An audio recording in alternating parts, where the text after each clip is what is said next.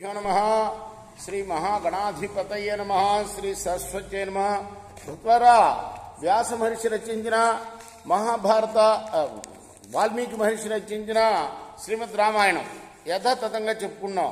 ఇందులో భాగంగా నిన్నటి వరకు బాల అయోధ్య అరణ్య కిష్కింద సుందరకాండలు పూర్తి చేశాం.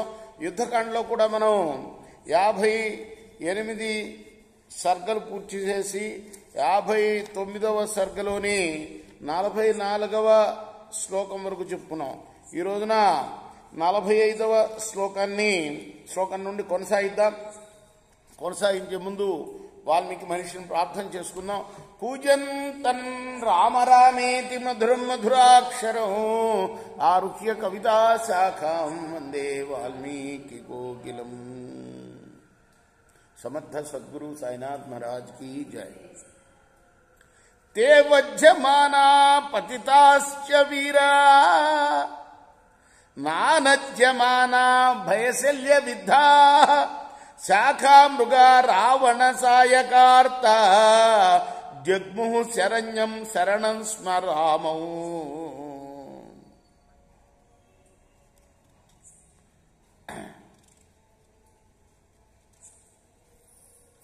రావణుడి యొక్క బాణాల చేత పీడితులైన వానరులు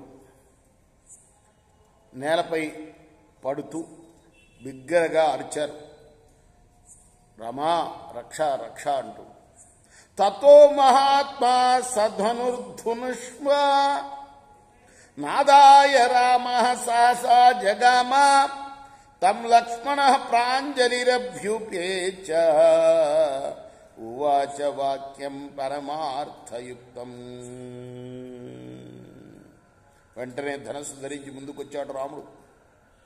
లక్ష్మణుడు ఆయన దగ్గరికి వెళ్ళాడు. వెళ్ళి లక్ష్మణుడు ఇలా అన్నాడు,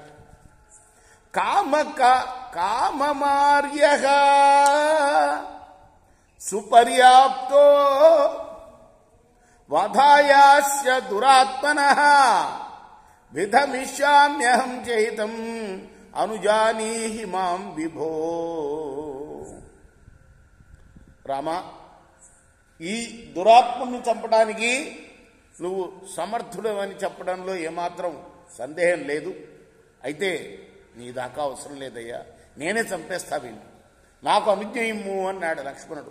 తమ బ్రవీన్ మహాతేజ రామ సత్య పరాక్రమ గచ్చేత్న పరాశ్చాపి భవలక్ష్మణ సంయుగే.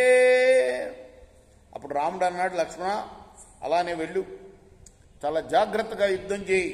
రావణో హి మహావీర్యో రణేద్భుత పరాక్రమ త్రైలోక్యేనాపి సంక్రుద్ధో దృష్టసయ్యో న సంశయ.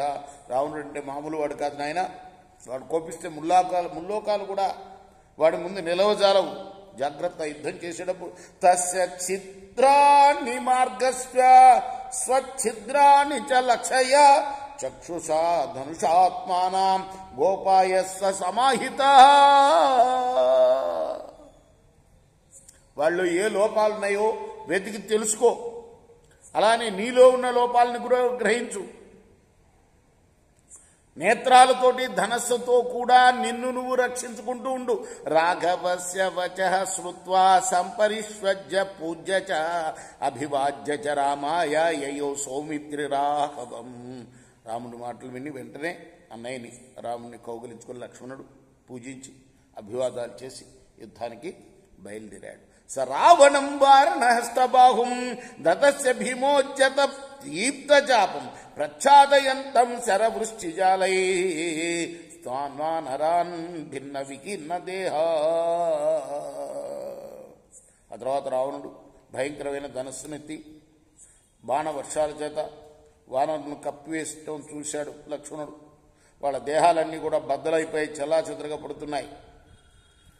రేపు మనం 53వ శ్లోకం నుండి కొనసాగిద్దాం. కృష్ణార్పణమస్తు. సాయి కృష్ణార్పణమస్తు.